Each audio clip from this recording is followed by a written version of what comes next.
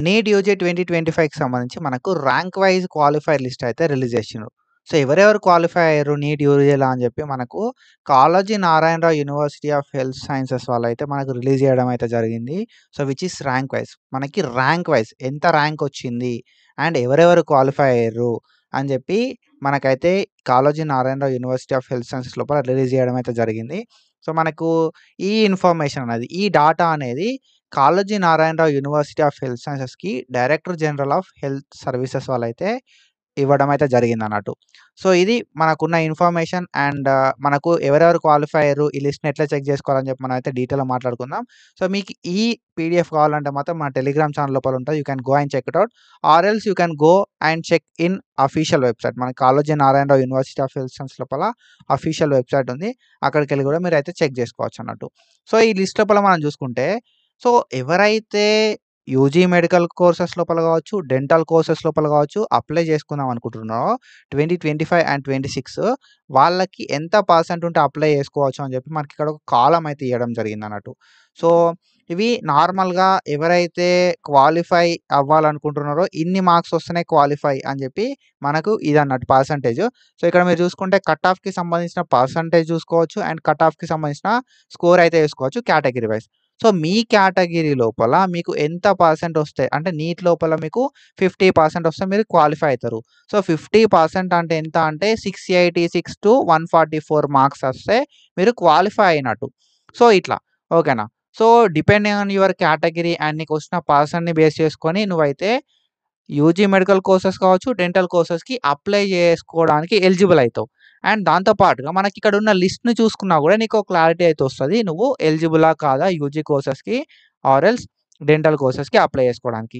So, మనకు ఏదైతే ఈ ఇన్ఫర్మేషన్ ప్రొవైడ్ చేసిర్రో, సో, ఈ పీడీఎఫ్ లోపల ఏమేమి ఉంటది గదా అంటే మనకు మనకి నీట్‌కి సంబంధించిన రూల్ నంబర్ ఉంటది. నీట్‌కి సంబంధించిన ర్యాంక్ ఉంటది. అండ్ క్యాండిడేట్ నేమ్ ఉంటది. క్యాండిడేట్‌కి సంబంధించిన కేటగిరీ ఉంటది. అండ్ నీట్ స్కోర్ అయితే ఉంటదన్నట్టు. ఓకేనా. సో, ఇవన్నీ గూడా బేస్డ్ ఆన్ ఎన్‌టీఏ అప్లికేషన్. నువ్వు నీట్ రాసే ముందు ఎగ్జామ్‌కి అప్లై చేసుకున్నావు గదా! సో, ఆ అప్లికేషన్‌ని బేస్ చేసుకొని మనకు నీట్ రూల్ నంబర్ గావచ్చు, నీట్ ర్యాంక్ గావచ్చు, క్యాండిడేట్ నేమ్ గావచ్చు, కేటగిరీ గావచ్చు, నీట్ స్కోర్ గావచ్చు, ఇవన్నీ గూడా ఇయ్యడం అయితే జరిగిందన్నట్టు. ఓకేనా. సో, ఆన్‌లైన్ అప్లికేషన్స్ కోసం సెపరేట్ నోటిఫికేషన్ అయితే వస్తది. సో, ఇది జస్ట్ ఎవరెవరు క్వాలిఫైడ్ అయ్యిర్రు అని జెప్పి అకార్డింగ్ టు ఎన్‌టీఏ వీళ్ళు ఇయ్యడం అయితే జరిగిందన్నట్టు. ఓకేనా. సో, ఎన్‌టీఏ లోపల ఉన్న డీటెయిల్స్ ప్రకారం మాత్రమే వీళ్ళు ఇచ్చిర్రు. సో, నువ్వు ఏదైతే అప్లికేషన్ చేసుకునేటప్పుడు ఆంధ్ర అని పెట్టినామనుకో, నీకు ఈ లిస్ట్ లోపల నీ పేరైతే ఉండదన్నట్టు. ఓకేనా. సో, ఈ లిస్ట్‌లో నీది పేరు లేదు అంటే నువ్వు ఎక్కడో ఒక దగ్గర మిస్టేక్ చేసినావు అని అర్థం. ఓకేనా. సో, మనకి ఒకవేళ ఇందులోపల నీ నేమ్ లేకపోయినా గూడా మనం పెద్దగా టెన్షన్ కావాల్సిన అవసరం లేదు. ఇది జస్ట్ క్వాలిఫైడ్ లిస్ట్ మాత్రమే. నువ్వు తర్వాత సపోర్టింగ్ డాక్యుమెంట్స్ అన్నీ ప్రొవైడ్ చేసి ఆన్‌లైన్ లోపల అప్లై చేసుకుంటే మాత్రం నీకు సీట్ వచ్చే ఛాన్సెస్ ఉంటాయన్నట్టు. సో, నీకు ఎంత ర్యాంక్ వచ్చింది అనేది చూసుకో సరిపోతది. ఓకేనా. సో, మనకిక్కడ చూసుకుంటే సీరియల్ నంబర్ ఉంది.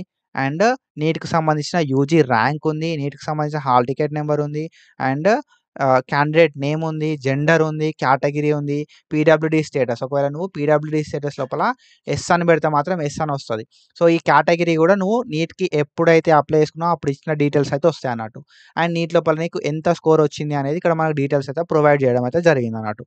ఓకేనా. సో, ఇవన్నీ డీటెయిల్స్ అకార్డింగ్ టు ఎన్‌టీఏ నువ్వు నీట్ ఎగ్జామ్‌కి ఎప్పుడైతే అప్లై చేసుకున్నావో అప్పుడు ఇచ్చిన డీటెయిల్స్ మాత్రమే వస్తాయి. ఇందులోపల నీ నేమ్ లేకపోయినా నువ్వు టెన్షన్ కావాల్సిన అవసరం అయితే లేదు.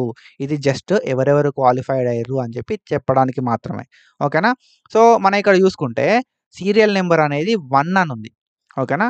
సో, సీరియల్ నంబర్ 1 అని ఉంది. అండ్ సీరియల్ నంబర్ అంటే ఇక్కడ ఎవరైతే ఇక్కడ మనం చూసుకుంటే 670 మార్క్స్ వచ్చినాయి కదా! సో, 670 మార్క్స్ వచ్చినోళ్ళకి మనకి సో, ఇక్కడ సీరియల్ నంబర్ అంటే మన తెలంగాణ లోపల టాప్ ఉన్నారు. అండ్ 660 మార్క్స్ వచ్చినోళ్ళు తెలంగాణ లోపల సెకండ్ లోపల ఉన్నారన్నట్టు. సో, ఆల్ ఇండియా ర్యాంక్ 18 ఉన్నోళ్ళు అండ్ ఆల్ ఇండియా ర్యాంక్ 37 ఉన్నోళ్ళు మన తెలంగాణ లోపల టాప్ 2 లోపల ఉన్నారన్నట్టు. ఓకేనా. సో, ఇట్లా ఆల్ ఇండియా లోపల 95 ర్యాంక్ ఉన్నోళ్ళు, ఆల్ ఇండియా లోపల 108 ర్యాంక్ ఉన్నోళ్ళు మనకి మన తెలంగాణ లోపల అరౌండ్ టాప్ 10 లోపల ఉండడం అయితే జరిగిందన్నట్టు. సో, దీన్ని బేస్ చేసుకొని మనమైతే లైక్ మీ ర్యాంక్ ఓకేనా. సో, మీది ఎంత ర్యాంక్ ఉంది గావచ్చు అండ్ తెలంగాణ లోపల ఎంత ర్యాంక్ అయితది గావచ్చు అని చెప్పి మనం గెస్ చేయొచ్చు. స్టేట్ మెరిట్ ర్యాంక్ అంటాం చూసారా? సో, ఈ స్టేట్ మెరిట్ ర్యాంక్ అనేది మన సీరియల్ నంబర్‌ని బేస్ చేసుకొని మనం చెప్పొచ్చు. కానీ ఇది ఫైనలా అంటే కాదు. ఓకేనా. సో, ఈ స్టేట్ మెరిట్ ర్యాంక్ కాదు. బట్ మనం ఏందంటే ఈ సీరియల్ నంబర్‌ని బేస్ చేసుకొని మనం చెప్పొచ్చు. అండ్ ఇందులోపల ఇంకా కొన్ని నేమ్స్ యాడ్ అయితాయి. లేకపోతే ఇందులోపలికెళ్ళి కొన్ని నేమ్స్ పోవచ్చు. సో, ఎందుకంటున్నా అంటే సో, ఎవరైనా వేరే వాళ్ళు అప్లై చేసుకున్నారనుకో లైక్ తెలంగాణ అని పెట్టుకోకుండా అప్లై చేసుకుంటే వాళ్ళు తెలంగాణ రెసిడెన్షియల్ వాళ్ళైతే మాత్రం మనకు నేమ్స్ అయితే యాడ్ అయితాయి. సో, అండ్ ఇంకా కొంతమందేందంటే ఇంట్రెస్ట్ ఉండక ఆన్‌లైన్ అప్లికేషన్ అనేది చేసుకోరు. ఆన్‌లైన్ అప్లికేషన్ జేసుకోని సిట్యుయేషన్ లోపల మనకి ఏమైతది గదా అంటే స్టేట్ మెరిట్ లిస్ట్ లోపల వాళ్ళ పేరైతే ఉండదు. ఓకేనా. సో, ఎవరెవరు అప్లై చేసుకుంట్రు అనే దాన్ని బట్టే మనకు స్టేట్ మెరిట్ లిస్ట్ అనేది రిలీజ్ జేస్తారు. సో, అప్పటి వరకు మనకు సో, ఈ లిస్ట్ తోటి మనమైతే అనాలిసిస్ అయితే జేసుకోవచ్చు. కాంపిటీషన్ ఎట్లా ఉంది గావచ్చు అని జెప్పి. ఓకేనా. సో, ఒక అనాలిసిస్ అయితే జేసుకోవచ్చు. ఒక కంక్లూజన్‌కయితే రావచ్చు. అండ్ మీ కేటగరీ లోపల ఎంత కాంపిటీషన్ ఉంది. అండ్ మీ ర్యాంక్ ఎంతుంటది గావచ్చు అని జెప్పి మనమైతే ఒక గెస్ అయితే ర్యాండమ్‌గా చేయొచ్చు. ఓకేనా. సో, బట్ మనకు ఆన్‌లైన్ అప్లికేషన్ ఇందులోపల నేమ్ లేకపోతే మనం ఆన్‌లైన్ అప్లికేషన్ చేసుకున్నప్పుడు మన డీటెయిల్స్ ప్రాపర్‌గా ఇస్తే state merit rank so, state merit list లోపల మన నేమ్ ఉంటే సరిపోతది. ఇందులోపల నేమ్ లేకపోయినా గూడా స్టేట్ మెరిట్ లిస్ట్ లోపల మన నేమ్ ఉంటే సరిపోతది మనకి. ఓకేనా. సో, ఇది అండ్ ఆన్‌లైన్ అప్లికేషన్ మనం జేసుకున్న తర్వాత పర్టిక్యులర్‌గా అన్ని డీటెయిల్స్ అయితే వెరిఫై జేస్తారు. సో, ఎలిజిబిలిటీ అనేది ప్రాపర్‌గా ఉందా లేదా అని జెప్పి అన్ని మెరిట్ లిస్ట్ అన్నీ చెక్ జేసిన తర్వాతనే మనకొక మెరిట్ లిస్ట్ అయితే వీళ్ళు రిలీజ్ జేయడం అయితే జరుగుతదన్నట్టు.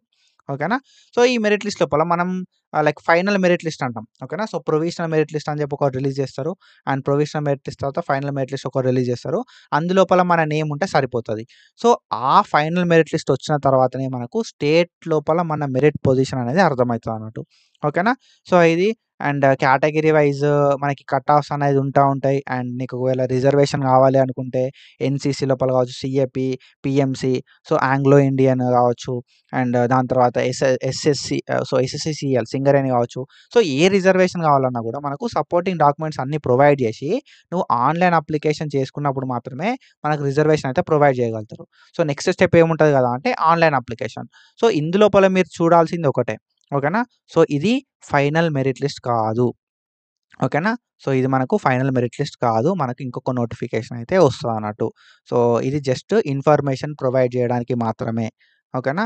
సో, ఎట్లాంటి థింగ్స్ అయితే ఇందులోపల ఉన్నాయి. సో, ఇందులోపల ఉన్న వాళ్ళందరూ గూడా సో, ఈ లిస్ట్ ఎందుకంటే ఇందులోపల ఉన్న వాళ్ళందరూ గూడా మనకి అప్లై జేసుకోవడానికి ఎలిజిబుల్ అని చెప్పి చూపెట్టడానికి మాత్రమే. సో, ఈ లిస్ట్ లోపల ఉన్న వాళ్ళందరూ గూడా యూజీ మెడికల్ కోర్సెస్‌కి అప్లై జేసుకోవచ్చు. ఎలిజిబుల్ అయితారు. ఓకేనా. సో, యూజీ మెడికల్ కోర్సెస్ గావచ్చు, బీడీఎస్ గావచ్చు అప్లై జేసుకోవడానికి ఛాన్సెస్ అయితే ఉంటాయన్నట్టు. ఓకేనా. సో, ఒకసారి ఆన్‌లైన్ అప్లికేషన్ వచ్చిన తర్వాత మనం సో, ఎట్లా అప్లై చేసుకోవాలని చెప్పి మనం మాట్లాడుకుంటాం. అండ్ నెక్స్ట్ ఫర్దర్‌గా అన్ని డీటెయిల్స్ కూడా మనం డీటెయిల్‌గా స్టెప్ బై స్టెప్ అయితే మాట్లాడుకుందాం. ఓకేనా. సో, స్టేట్ మెరిట్ లిస్ట్ ఎప్పుడు రిలీజ్ చేస్తారు, దాన్ని ఎట్లా చెక్ చేసుకోవాలనేది కూడా ఫర్దర్ వీడియోస్ చేసుకుందాం. అండ్ ఒకవేళ మీరు మన ఛానల్ కొత్తగా వస్తే సబ్స్క్రైబ్ చేసుకొని మీ ఫ్రెండ్స్ అందరికి షేర్ చేసేసేయండి. And that's it for today. Follow for more content. Thank you so much. Signing off.